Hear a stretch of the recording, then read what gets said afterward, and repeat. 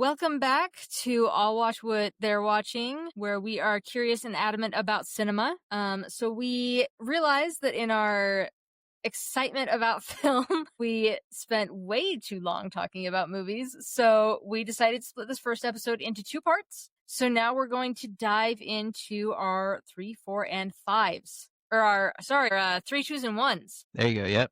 Cool. Let's dive in. All right. My number 3, ever changing, because it is Lord of the Rings. At this time, it's Fellowship of the Ring. I think I oscillate between all three, honestly. I know Return of the King has 15 endings, but I don't care. I love them all and I cry at them all, so I still like it. Two Towers I got to see last year when they did the re-releases in theaters, and so said that's my favorite for a while just because fresh, I guess. But at the end of the day, I love Fellowship of the Ring. There's just this, and I apologize, I'm just jumping right into this. I think everyone knows what Lord of the Rings is. If you don't, get on that ASAP. And there's so many behind the scenes and available content to consume on Lord of the Rings that if you're interested, I just highly encourage you to do it because everything about it is fascinating. Like when Orlando Bloom and I think Sean Bean almost got trapped in an avalanche and some random lady let them into their cabin and saved them, and crazy helicopter rides, and so many. It's just an incredible experience, an incredible movie. It's just, and I think for me too, it's like I said, it's one of those defining movies of my childhood, of my entire life, where it's hard for me to even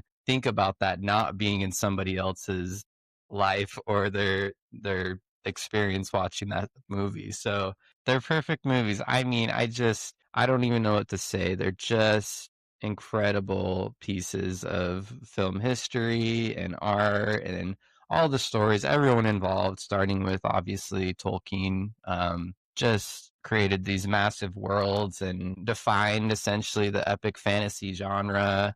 Peter Jackson coming in and having this vision that respectful to the books and honors them, but also makes it into what film can be.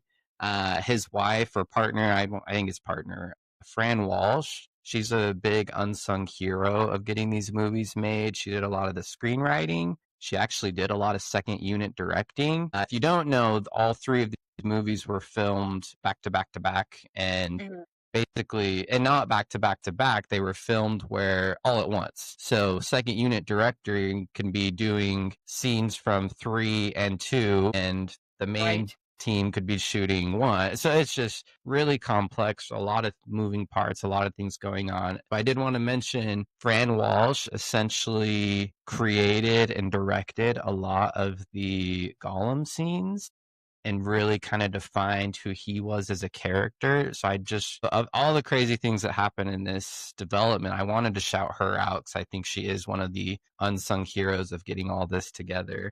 Can we just take a moment to talk about the cast? Absolutely. So the casting is so well done. Because it is tremendous. Just a mix of very well known and people that became very well known. Everyone in there is just plays their parts perfectly. I can't think of a single performance that I'm like, oh, they should have gone a different direction here. It's just all tremendous. Yeah. I wanted to share that Return of the King had a historic Oscar night, 11 Oscars, won every single one. The tragic part of that evening was that Sean Astin did not receive a nomination for supporting actor for his portrayal of Samwise Gamgee. And I think he felt bad about that. And I think that is the only one sort of omission as far as awarding these movies and the things that they've done. So that's too bad, but not a big deep dive into this one. This is one of those movies in the trilogy where it just feels like it's unique and there's just never going to be anything like it ever again. It's just beautiful and the story's beautiful and I don't know what to say. It's incredible. I did want to ask you, as this kind of did spur the genre for fantasy, for epic fantasy, whether that's literature or movies or even video games. So I was kind of curious what your relationship was with sort of this epic fantasy genre and kind of where you've gravitated towards? Yeah, I was a big reader growing up. Yeah, video games, same thing. I've always loved kind of the big epic. The Horizon video games are some of my very favorites. Mm, I love Dungeons and Dragons, run and participate in multiple campaigns. So very that's cool. always been, a big aspect of my life. And then, yeah, Lord of the Rings. My number two is, I think, also a fantasy film that kind of defined the genre in some ways. So we'll talk about that when we get to it. But yeah, fantasy has always been a genre that I have just adored. Great. Yeah. You? It's awesome. Obviously, this was my sort of gateway into it, and I read a lot of different books. Your Brandon Sandersons, your sci-fi fantasies, yeah, love it, love it. Eat it all up. Give me some more. What are your thoughts on the Hobbit movies? I think this could be a hot take. I think they're underrated. Okay. Yes, yes. I think they obviously have their various issues, but I enjoy them. They're a good time, and I think that the source material, it does bring some question of how do you get three movies out of this, but Yeah. I ate it up. I had a great time. I enjoyed Okay. them, and he takes some things and he embellishes it. It's not a perfect. It's not Lord of the Rings, and it never will be. But that's my hot take. I enjoy those Yeah. movies. Maybe if I rewatched them now, I wouldn't. But my hot take for now is yes, Hobbit, good. I've only actually seen the first one, Oh, because no again, kidding. and we'll talk about this obviously a little more in the podcast, but you and I were both raised Mormon LDS, and so I served a religious Hmm. mission. Right. Some I know for sure the second, possibly the third came out while I was on my mission, so it flew a little under the radar for me. I Okay. do love the book. Lord of the Rings I've tried to read a few times and have never gotten through it. The Hobbit I tore through. Really loved the Hobbit book. Yeah, you're making me want to give the Hobbit trilogy a shot. I still don't think Just there's any need for there to be three movies, but I mean, no, but I understand the decision. If you're gonna make buku bucks making movies, might as well just right, do it. But I think again, you do miss a lot of the key features that made Lord of the Rings so special.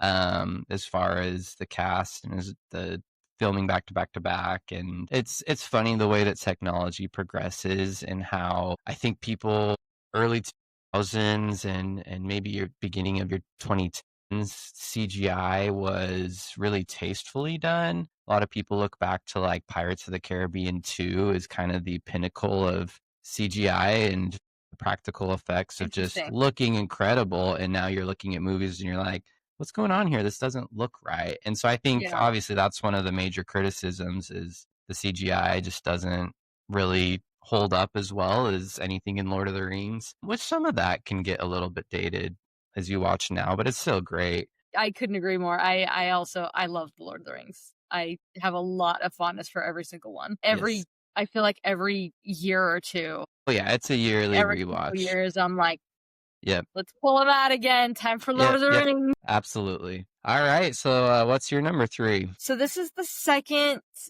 international film on my list. This is the first animated film on my list, but there will be two. And it is the second international film on my list. So I have a soft spot for international and animated films, which I think you'll come to kind of learn about me. But mine is 2016's Your Name. Yay.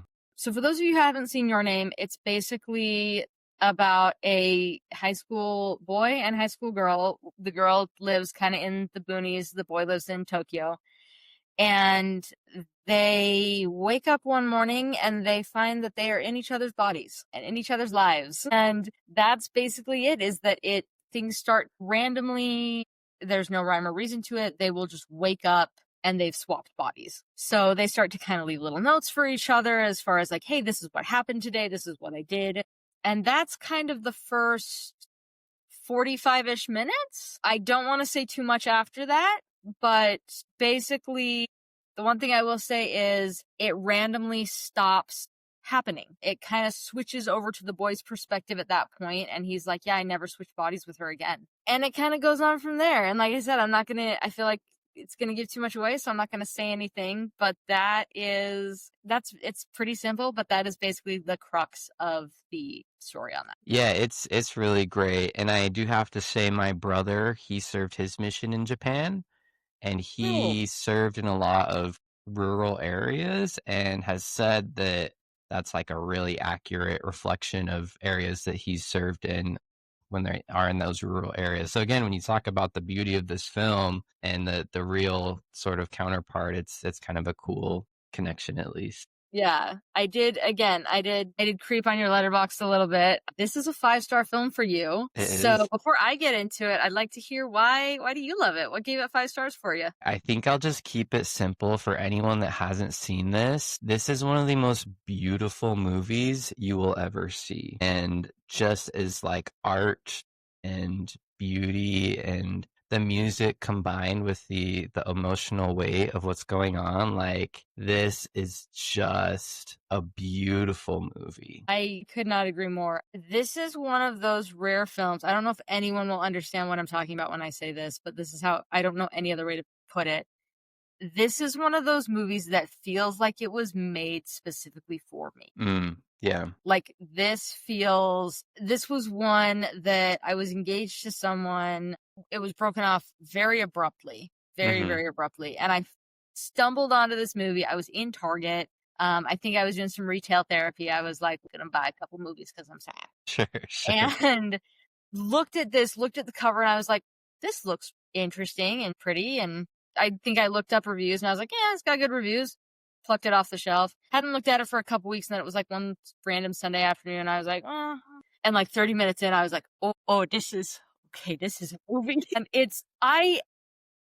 historically, I'm kind of notorious for like not having any respect for spoilers. I'm like, I don't care. So many times I wanted to be like, I need to know if it ends happy. I need to know. Because I was like, with my emotional state right now, I was like, if this is one of those beautifully tragic things, no, I cannot deal with that right now. And there were so many times I wanted to pick up my phone, just be like, I have to know it ends happy. I have to know it ends okay. And I'm so glad I didn't. I actually have a friend that I've been trying to get her to watch this, and she's hesitant because she is afraid that it will be sad. This is the movie where if someone doesn't like anime, I have them watch Your Name. Well, yes, that's correct. I have yet to show this movie to someone who did not like it. Yes, I showed it to Allie, and she loved it too. Same type of thing. I don't know that I could ever convince her to watch other animes or anything like that, but this, I'm like, no, you gotta watch this. Yeah, and it's that movie that the way I describe it, I tell them the ending. I either say it's hopeful or it's optimistic. Yes. Or I just, if I'm good enough friends with them, I'm like, just trust me. I don't think it's a sad movie. I also wouldn't say it's clear cut and ties everything in a bow. Yes, exactly. It's a very hopeful, optimistic ending. I'd agree. And so again, kind of, I've always sort of felt like this has kind of been a movie, especially for me. But then also, like the way my girlfriend and I met, there's no way we should have met, and there's no way we should be as compatible as we are, and there's no way, like, mind blowing. So I showed this movie to her, and she's sort of notorious for crying in movies, and she started crying, and we talked about it afterwards. And it's kind of one of those things, like, same thing, like this movie is just sort of like serendipity, happenstance. Like there's no way it should have worked out the way it did. That, I don't know, that feels, I feel like so many relationships could say that, but which is why I'm like, I don't entirely know how to conceptualize this other than it feels like it was made for me. But everything that you said, I mean, gorgeous visuals. Like there are moments where I'll just pause it and I'll just be like, this is stupid pretty. Yeah. Like this is ridiculous how pretty this is. And have you seen so the director is Makoto Shinkai. Have you seen any other of his films? I have not. I know you'll get to that in a second, but I would consider myself very, very, very green when it comes to anime. You know, your typical Pokemon movies growing up and couple Ghibli, but honestly, very, very, very little. So this is, again, I know this movie's great, and I think a lot of people, like you said, it's a great introduction to it, but I'm very green, so it's, I have a lot to do. Yeah, no, this will be fun. This is my favorite of his films. I think he did one called 5 centimeters per second, which I like. He did one called Children Who Chase Lost Voices, which I didn't quite get on board with. After this, he did one called Weathering with You, which I was like, it's fine, but I have a brother who he feels about Weathering with You the way I feel about Your Name. Did he And then the do most Suzume? I was about to say the most recent one Oh, is okay, okay, Suzume, okay. I've heard which a I lot about also that, but haven't watched that one yet. that was another one that I think I was the only person in the theater because I watched it on like a random Thursday afternoon or something, and I Awesome. stopped through pretty much the last 20 minutes. But yeah, like I said, I think it's a film that if you're not into anime, if you're not into international films, this is a great stepping stone into the genre. It's super, super palatable. Like I said, I have yet to show it to someone who did not like it. Every single person I've shown this movie to on some level has really gotten a kick out of it. That for me evokes more emotion than almost any other film. Like the Yeah. emotion that pulls and the high, like emotional roller coaster, this is like the film. The highs and lows, I am on board every single time. But yeah, like I said, if you haven't seen it, I would highly, highly recommend it. I think it's on like HBO Max or something. I think it's on a streaming platform. Turn it over to your number 2. Yeah, my number 2 is Everything Everywhere All at Once. Now I know you love this movie as well, so of course jump in and share your feelings. So anyone that has not seen this movie, it is about a couple that owns a laundromat that is getting audited by the IRS. And that is all I will say. I will say it is a Chinese immigration couple, which I think is an Yes, important thing to note. that is essential and very important. This movie is a lot of different genres kind of blended Mhm. into one. I would say primarily action with some comedy, drama, sci-fi, everything everywhere all at once. So this movie came out a couple years ago, and I saw it first on TikTok where people were talking about the movie like this movie is a big deal. And I would even say that my experience with movies was kind of in that I like movies, but it's not like a really big thing in my life yet. My wife and I had started doing these sort of fun little self dates where you take yourself on a date and go do some Mm. different things. And my primary activity was going to the movies. So I saw this, and the word of mouth on this movie was just nuts. Like everyone was just starting to say, like, this movie is a big deal. So I went and I saw it by myself. I was in the theater all alone and just bawled, just full shoulders shaking, uncontrollable sobbing watching this movie. You said as well on the separate thing of movies that change your life, and even though it's been recent, I can definitively say that this movie changed my life watching it in a number of ways. I'll talk about another in a second, but I think this really was the movie that sort of catapulted me into, well, I'm going to really take movies seriously. Like, I had such a good experience with this movie. I want to be more involved in conversations about movies and movies that come out and movies that are considered great, considered classics. So this, above everything else, this movie really kind of catapulted me into looking at movies a little bit more closely and seriously. I love what you said about it really being catapulted by word of mouth because I didn't go out to see movies much just because I was like, I don't want to leave my dogs, home for so long. I want to be home with them when I'm not at work. Just a variety of things. I was like, it's so expensive. So I didn't see many movies in theaters. I would just wait for them to come out. Mm-hmm. And I Mm-hmm. had a coworker, a buddy of mine, who we had done a lot of talking about film, and he texted me and he goes, "There's a movie that just came out, and if you see no other movie this year, this is the one you need to go see in theater." And I was like, "What are you talking about?" And he goes, "Everything Everywhere All at Once." And I said, "Okay, what's it about?" And he goes, "I don't even know how to answer that question. Just Yeah, it's a trust me." crazy movie, guys. It's a crazy movie. No, So that's so great. yeah, same thing. I went and I saw it, and I wasn't alone in the theater, but there wasn't a ton of people there. And yeah, I just texted him afterwards, and I was like, "Yeah, you're right. Wow." Yeah. No, it's so good. So the creators of Everything Everywhere All at Once wrote and directed it. It's a like writing directing team. The Daniels, both their first names are Daniel, so it kind of works out. It's great. They were popular before this with a lot of music videos, and they had a couple other movies. The most popular music video, Turned Down for What, kind of a viral thing, gimmick, and that type of thing, and crazy, right? So again, this movie's crazy. you watch that music video, you watch this movie, you're like, oh, yeah, that checks out. Yeah. And this movie, I gave you the quick plot summary, but it delves into the multiverse. And so it's crazy how ideas come about and when they come about, because when this movie came out, it came out the same year as Doctor Strange, Multiverse of Madness. It came out just on the heels of Into the Spider-Verse, and whichever Spider-Man movie. Into the Spider-Verse was a few years previous. Okay, so right after whichever one you just said. And then the live action one even too was right around the same time. So just a really popular thing. And so I listened to a couple interviews, and they kind of talked about their frustrations with all these ideas coming at once, because they had this idea for about 15 years, and all of a sudden they started seeing people, Rick and Morty even, talking about the multiverse, and they're like, they're beating us to it, what do we do? And one of them even says, I hate the multiverse movies. Once you introduce it, nothing else matters. And that's essentially the crux of what this movie is. Okay, well, if nothing matters, let's take that to its logical conclusion. And so that was probably somewhat of a spoiler, so sorry for anyone listening.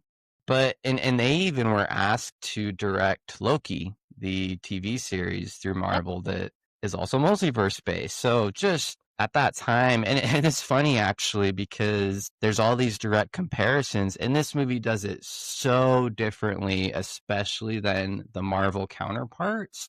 And the Russo brothers actually were producers on Everything Everywhere All at Once. I did know that. Yeah, so it's all just kind of a funny way that happens. But essentially, they talk about how do we take this to that conclusion that nothing matters, but then come back and give the audience a big hug. And I think that's exactly what this movie does achieve. Also, the fights are really fun. They're really unique. They said they got a bunch of YouTubers that they liked their way of filming action scenes and hired them to do the action scenes for this movie. So just a lot of really cool things going on here. They even talk about, you kind of mentioned your undiagnosed ADHD. Is that right? Or it's diagnosed now, but yes. Yes. So actually, one of the Daniels, they were kind of taking that and they wanted that to be a main plot point. And they were exploring that and learning about that. And suddenly it clicked. And he said, wait a minute, this is me. This is something that I have. And so in talking about and researching this, he realized that he did. And I love what he said here. It says, what the diagnosis really does is it removes you from the judgment so that you can understand yourself and forgive yourself. I like This that. movie is just really beautiful in its messaging about, again, it feels like a hug. So jumping ahead, I just think this movie ultimately depicted a way of living life or belief in life and what the purpose is that I believed in, that I didn't know how to vocalize or to live my life that way. But I watched this movie and I just had this realization of, oh my gosh, this is what I believe. This is what I like want to espouse in my life, of this sense of kindness and making connection and finding meaning in various things that go on in life. Because life is complicated, it's confusing, it's frustrating, but ultimately we have that ability to make meaning out of it, to be able to take things that are seemingly random and seemingly make no sense and shift them in a way that allows us to connect with others and allows us to forgive ourselves, to be compassionate, and to love ourselves and to have better lives. So I just love this movie, obviously. This movie made $142 million total, and its opening day only opened to about $500,000. So again, when you talk about the word of mouth, it was crazy for this movie. And then it did end up winning 7 Oscars, including Picture, Director, Original Screenplay, Actress, which Michelle Yeoh became the first Asian woman to ever win the award.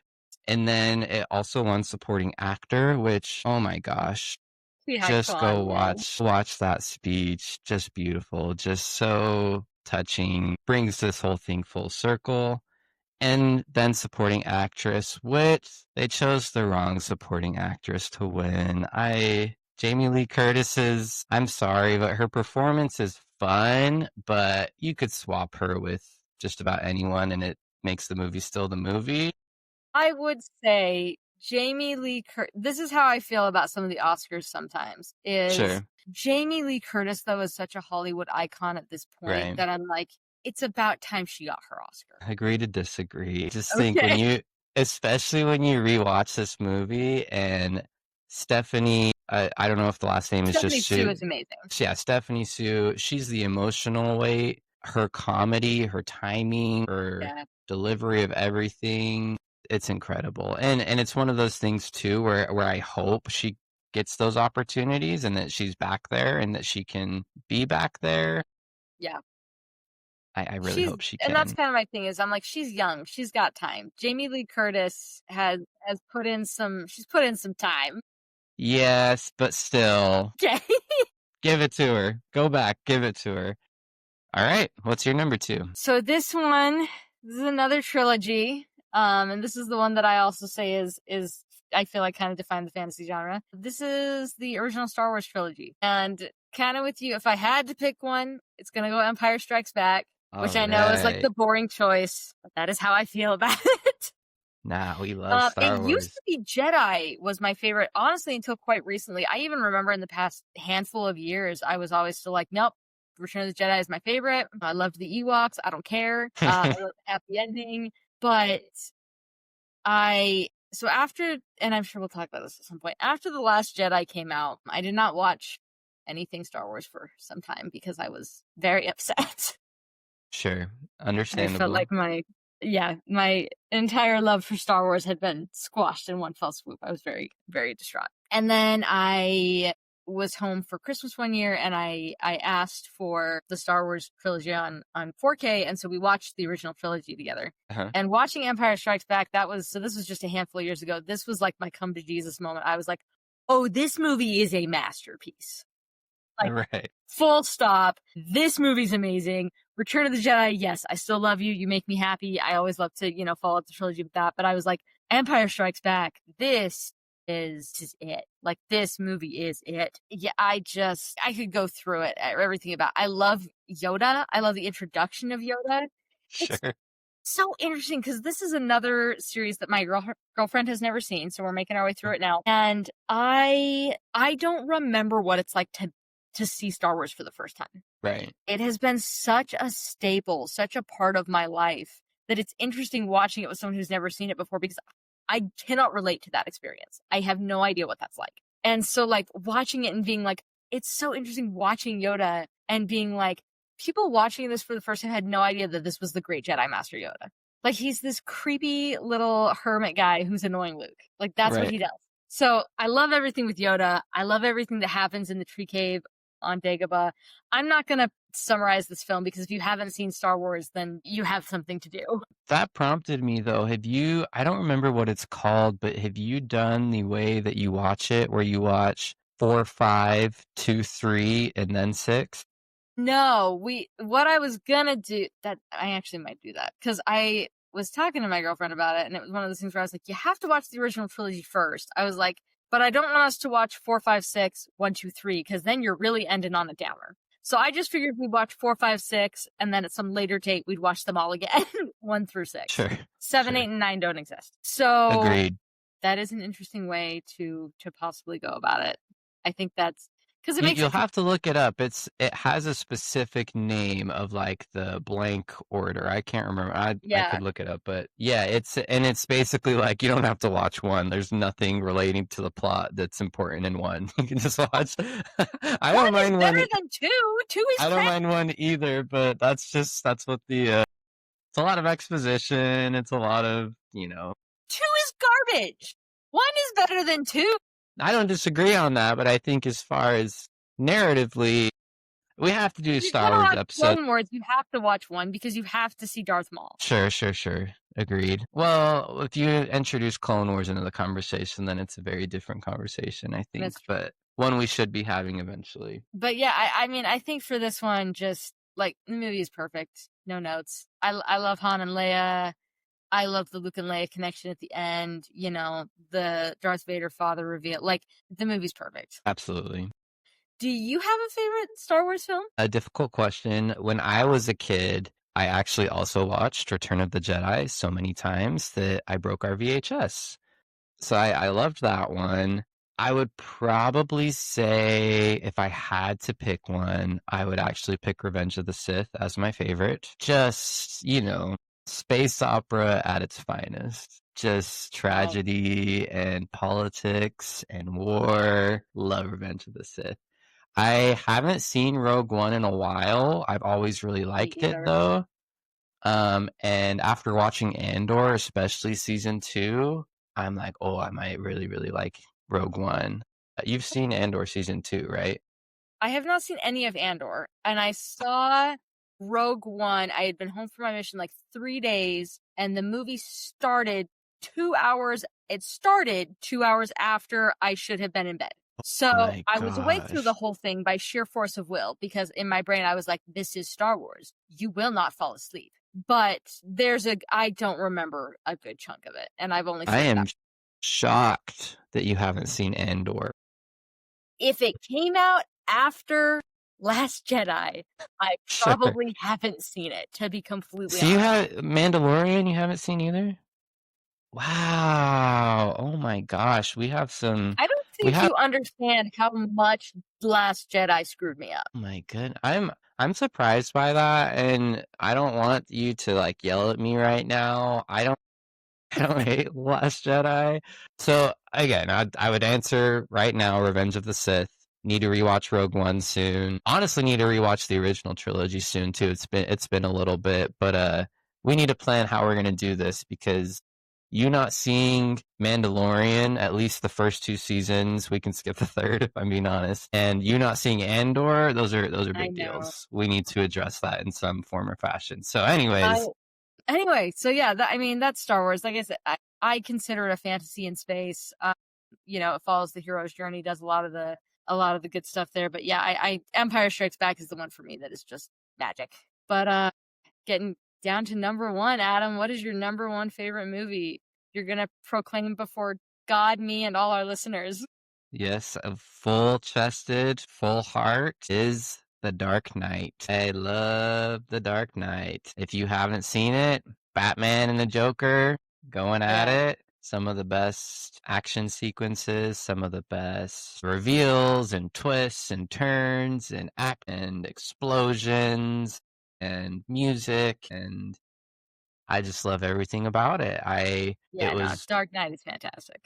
it was my favorite movie I'd ever seen the second I saw it. It's never really left that spot in my heart. I watched it a few months ago and I was like, yeah, might be the best movie ever made. This movie is just amazing. And so funny story, I'm the youngest of 6 siblings. I don't know if I've told you that. I'm One the of my oldest of 8. brothers Okay, well, there you go. So one of my brothers was either staying with us for the summer or was home from college or something. And it was Thursday night, like, I don't know, 8 o'clock or something. And he goes to my mom and is like, hey, can we go see The Dark Knight for the midnight premiere? Because, yes, midnight premieres were still at midnight back when That's how I saw Dark that Knight, happened. was a midnight premiere. Exactly, yes, because that was how it was supposed to work. That's a whole nother conversation, but ultimately my mom said no, so we just went the next morning. There's something special too about seeing a movie first thing in the morning. I don't know, I just love Same. it. But I mean, from the first second that movie starts, you're like, whoa, what is going on here?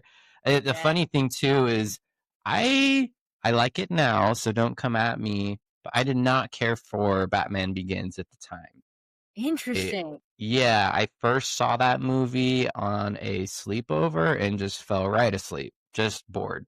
Okay. I was 9, 10, 11 in that range, so it's like, I Mhm. don't know, there's things that 9, 10, 11-year-old is just going to be bored at. But this, I was not bored, just became obsessed. The whole thing, changing my Facebook profile picture to the Joker, You were that kid. absolutely. Just me and one of my friends would just watch it all the time. And then when The Dark Knight Rises came out, we obviously went to that midnight premiere and made a big deal of that. That might have been the first time I ever tried hot wings as well. So fun fact there. I love hot Okay. wings now, but before Dark Knight Rises. And Mountain Dew Voltage was just kind of a part Mountain Dew of, Voltage is still my jam. yeah, just kind of a part of this movie, if I'm being honest. I think also I haven't seen it in probably 6 years, but Inception is probably hovering right around trying to break its way into the top 5 list. I Okay. wouldn't put it in just because I wouldn't want two Christopher Nolan movies. But I love Inception too, and so it kind of, those two movies I think just came out right when I was like, yeah, action and this is awesome and all those Mhm. different things. But looking back and rewatching this movie, it still hits. It's still awesome. I love Batman. For who's involved with this one, obviously Christopher Nolan, I just talked about. Christian Bale is Batman, who I still think I would say is my favorite Batman. I like Robert Pattinson a lot, and I really liked the Batman. I think what I would say after that movie was like, I don't think it's as good as The Dark Knight, but you can at least talk about it in a conversation with The Dark Knight, which I think is commendable, as this is my favorite movie ever. Mm. I did think on my rewatch of the Batman, didn't, I still liked it, but I didn't like rewatching The Dark Knight. I could rewatch this anytime. The Batman didn't hold up as well for me as a Super down. rewatch. Really? Really. There are some things I'm finding out in just the last 20 minutes that are shocking me to my core about you. But Because I'm sure, we texted earlier, and I was like, "Oh yeah, I'm a DC fanboy to my core," yes. and I am. I think I'm a little bit burned out by Batman. I keep it's one that Wow. I keep meaning to. Like, there have been several nights where I've been picking a movie, and I'll be like hovering over the Batman, and then I end up Okay. picking something else. So I'll ask you this question right now. I'd already sent to you. In relation to that, because obviously we're in a time period right now where the new Superman movie just came out, and there's this Mm, whole kind of changing of the guard with DC in general. yes. Because if you look back, I watched short like Instagram video about it that was like, let's just talk about the entirety of DC in the last 15 years or something and just talk about the mess in every different movie and what happened. And it is, we should probably do an episode on it because it is just Yeah. crazy all the, to see the success that Marvel has had and then to come over to DC and be like, well, we got the Batman. But that Yeah. kind of leads to my question, why do you think over the years Batman has been so popular and sort of like bulletproof at the box office when all of these other DC projects just haven't panned out the way they hoped? Yeah, I mean, first of all, the Batman movies are good, which is something. That's big. Yeah, the Batman movies are all varying degrees of, I think, good. And they're all watchable, whereas some other DC movies are hot garbage. So that is something. I think another thing is too, like, there are so many people who their favorite superhero is Batman. I know Marvel fans who are like, yeah, no, I love Marvel. And I'm like, cool. Who's your favorite superhero? Oh, well, it's Batman. Okay. Right. Like, and I think that's the thing is like people love Batman. I mean, from Batman the animated series to this day, if you were to just Google best superhero TV shows or best superhero cartoons, Batman the animated series is almost always number one. Always. And the way I've heard people differentiate Marvel and DC is Marvel is about humans who want to be gods. Hmm. And DC is about gods who want to be humans. Okay, I never heard that. That's interesting. And I like that. And I think that's kind of the cool thing is the fun thing about Batman is he is like the human on the team. There's actually an animated DC movie where Green Lantern and Batman are talking like for the first time. And Green Lantern's like, so what's where'd you get your superpower? You know, did you get bitten by like a bat or like, and he says all these things and Batman's just kind of not really talking to him, kind of keeps going forward. And then finally Green Lantern goes, wait, are you just a guy in a bat costume? And Batman kind of looks behind at him and smirks and just keeps walking. And Green Lantern's like, are you kidding me? And Right. I think that's what it is like the fact that Batman isn't a superpowered being. He's just brilliant and tenacious. And I mean, he's also dealing with some trauma. I think people, and yeah, he's filthy rich, but I think people can almost relate to that in some ways Hmm. of like, Or there's the idea where almost like, obviously none of us could, but I think Batman is obviously more attainable for us than to be Superman. And I think we like that thought. Right. Of like, oh, given the right circumstances and the right training and the amount of money, like, yeah, I could be Batman. Whereas like, it doesn't matter what happens, we're never going to be able to fly like Superman. Right. No, those are all great points. And I think you're right. I think they just done a good job of sort of, maybe that's a whole episode too, of just looking at Batman and the history and how who they get. And obviously Christopher Nolan coming and picking this up, tremendously impactful on the popularity of it. But this movie's great. And I think, so kind of continuing with why this is my number one movie, I think any great piece of art, your relationship to it can and should change over time. And so when I rewatch this, I love rewatching a movie and then hopping on Letterboxd, reading the top reviews. Usually it's a funny thing because the most popular ones are going to be like one-liners that are just like really funny. Yeah. But then I started reading into some of the other reviews and I was like, what do you mean this is a movie about post 9/11 geopolitics and America and that type of thing? And I apparently there's a lot of conversations about that. There's even college level papers from Ohio State University where people are talking about, this is a direct sort of commentary on and terrorism and what our moral obligation is, or surveillance, right? That's a huge plot point. Like, is it okay to use surveillance to catch someone that's going to do a terrorist act, or is invasion of privacy more important? So there's all these sort of contexts and subplots and themes that pop up as you watch it another time. And, where Everything Everywhere All at Once, I think, is much more of a personal, individual movie of defining your relationship to sort of other people. I think Batman is really a conversation and relationship of how we should be as a society together. Ultimately, there's the kind of the climax plot of the Joker wants the prisoners and civilians to blow each other up, but the heroics of those ordinary people who decide that they're not going to do that. They're not going to give in to terror. They're not going to give in to the ends justify the means lines of thinking. They're going to do the right thing for the right reasons. And I think even Christopher Nolan, I tend to do this with some of my art. Like I dabble in writing music a little bit. I had a band in high school that I had a great time with, but I tend to come across very heavy-handed when I'm trying to, like, I make a connection with something and I want to say that, or like I have this awakening. And I just become very like ham-fisted and heavy-handed when I'm trying to write lyrics or trying to write or do anything like that. And so the way that a good creator and director or artist can take those themes and weave them in without explicitly telling you how to think, I think is where a lot of the magic happens. And Chris Nolan, I read this quote from him. He said, "We try not to be particularly conscious of what we're doing.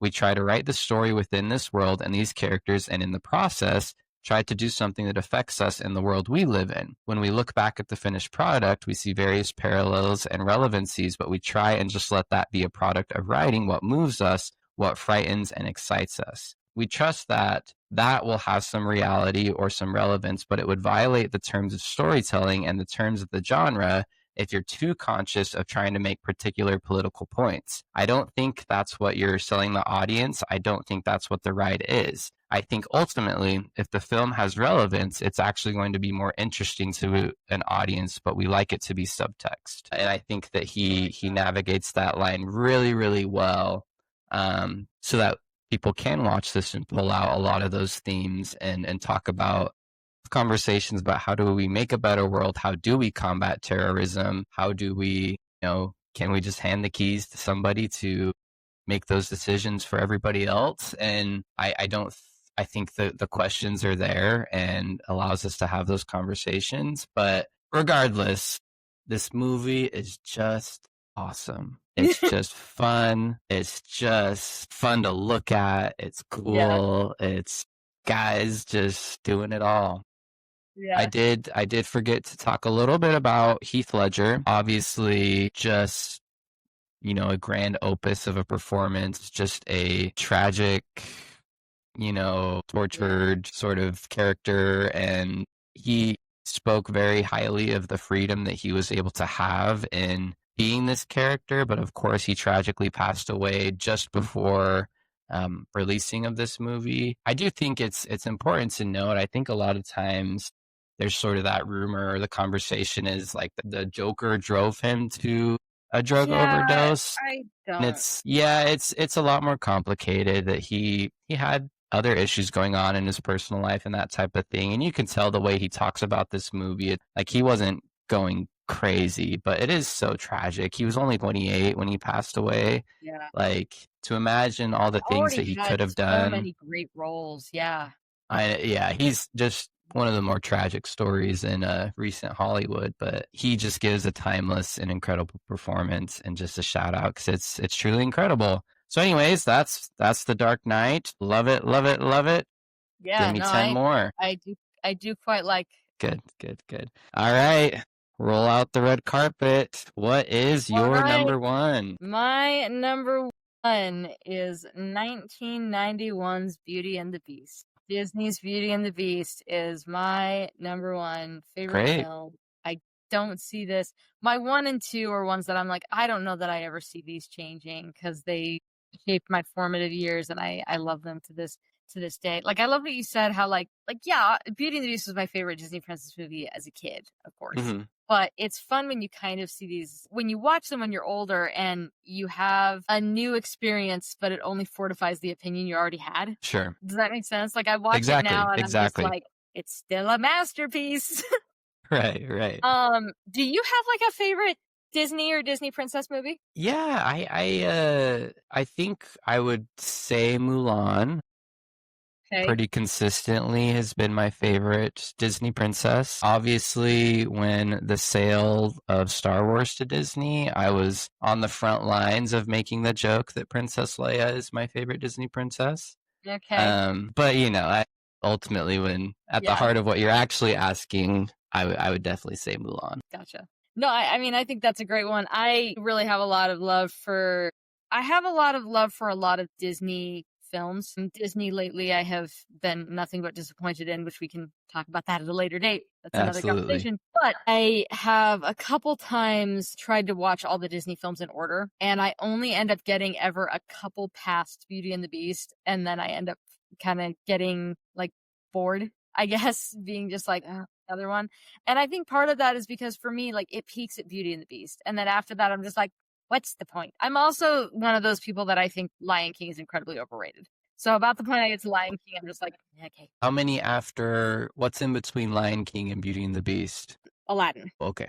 I love Aladdin. Yeah, no, Aladdin's great. But I just, like, this is movie magic for me. I know I've said that about others, but it's true. I mean, I think the score is just brilliant. I think I said this to my brother the other day and he was shocked. But I came to this conclusion when I was recently watching them, because Little Mermaid and then Beauty and the Beast, and they're both amazing. You know, Right. Little Mermaid kicks off the Disney Renaissance. I do think Little Mermaid is the consistently better score. I like the peaks of Beauty and the Beast better than I like the peaks of Little Mermaid. But I think Little Mermaid's score is really amazing. But I think Beauty and the Beast is right up there. You know, Howard Ashman wrote some of the best lyrics of his career, in my opinion, in Beauty and the Beast. I mean, the line, everything in the Belle Reprise, from like, I want an adventure in the great wide somewhere, I want it more than I can tell, but for once it might be grand to have someone understand. Like that every single time. I think the lyrics are something really, I think Howard Ashman is an amazing lyricist, and, you know, obviously tragically passed away due to HIV/AIDS complications. Oh, no. But I think and I think that's why I love a lot about Beauty and the Beast as well, is I think a lot of his lyrics, you do see kind of some of the things that he was going through and those lyrics. Because it did win 2 Oscars. The first animated movie ever to be nominated for Best Picture. Okay. It was nominated for 6 Oscars. Wow. It won 2. It won Best Original Score and Best Original Song for Beauty and the Beast. It was nominated for Best Sound. Also, to this day, I think it should have won Best Picture. and I'm not the only person who believes that. I know I have some What friends. it lose to? Silence of the Lambs. I don't know about that. I do know about that. No, Okay, Silence of the Lambs is okay. great. I think as a whole, Beauty and the Beast is, I think it's a better film.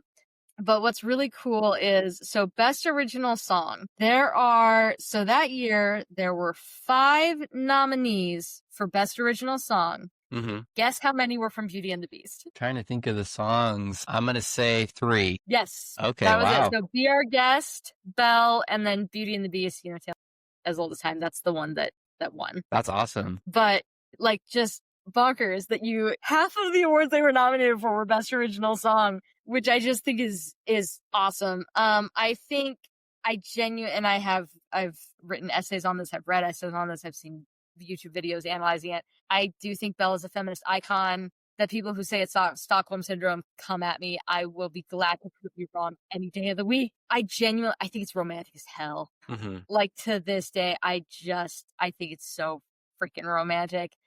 The Something There song, I think, is magical, with they're playing in the snow. The ballroom scene, it doesn't look as great now. It hasn't aged terribly well, but they basically created an animation program from the ground up just to make that scene. Wow, okay. And again, you look at it now with CGI and you're like, that hasn't aged great.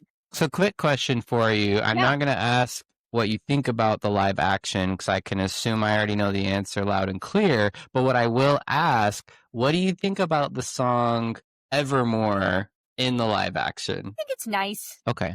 Do you think it fits? Would Rewind, if it was in the animated one, do you think it would work? No, and here's why. I think in the live action it fit. I don't like the live action, but I think it fits fine.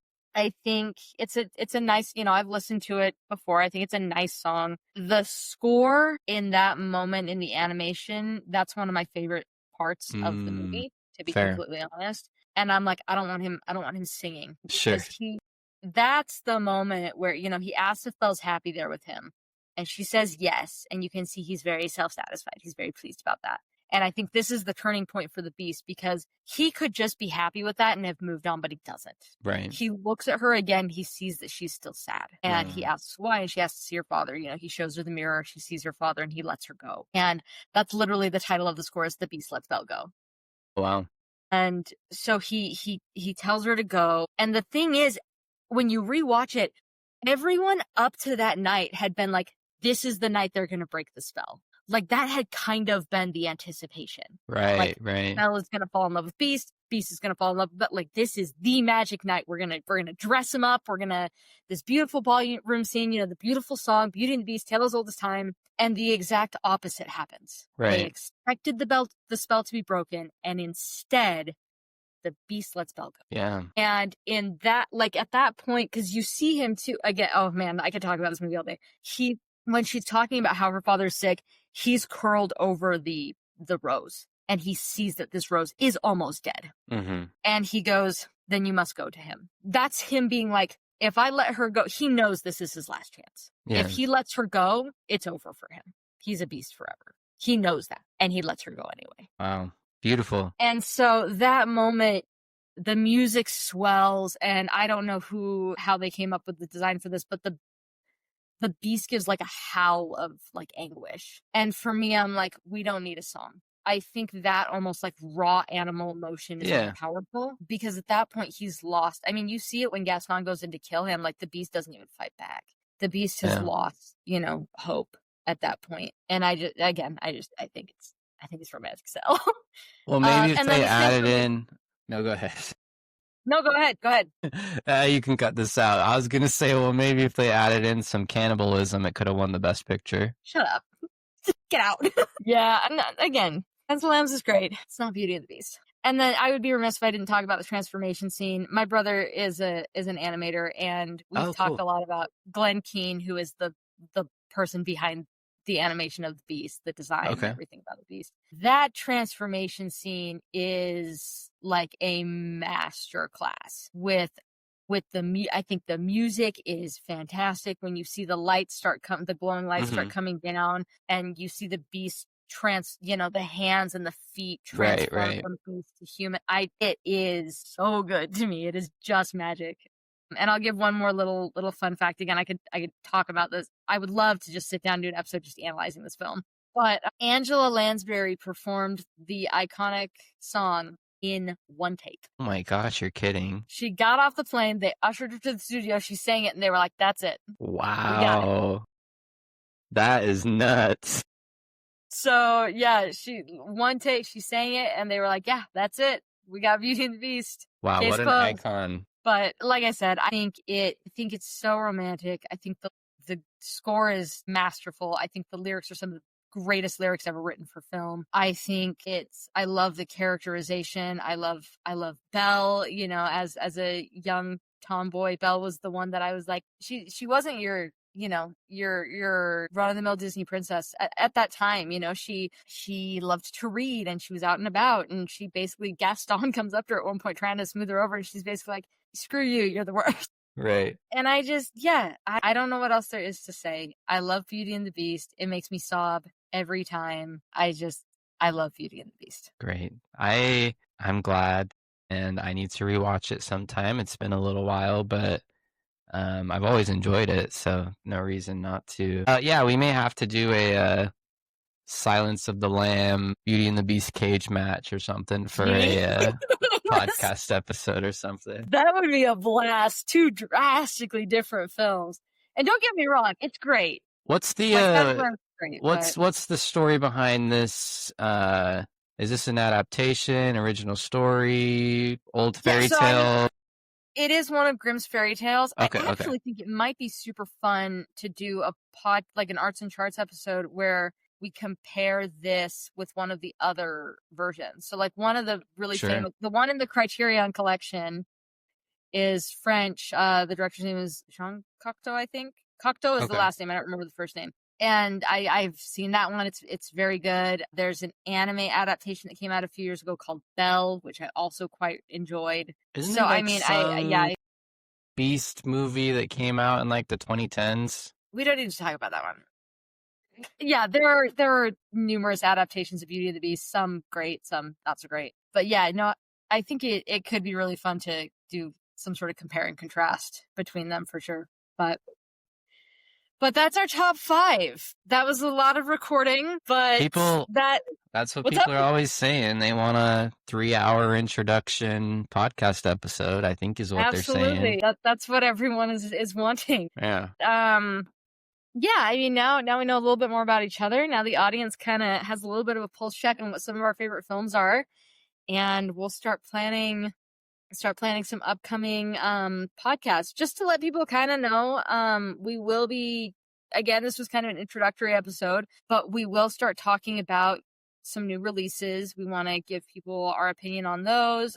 We will do films that are a little more analysis based and less just, we will do some more top 5s. I welcome if someone wants to see a particular top 5 of something, write in. Absolutely. We'll make it happen. And then, yeah, definitely some compare and contrast. We'll kind of be looking at some franchises. So there's lots of fun stuff coming up the pipeline for sure. It won't all be just us rambling about our favorite movies for 3 hours. But we'll yap. We will. Apparently, we've discovered we both like to talk a lot. And what's mind-blowing to me is we have texted so much this past 2 weeks. Right. And we still talked for 3 hours. And I think we could have talked for 3 more if we weren't trying to. For sure.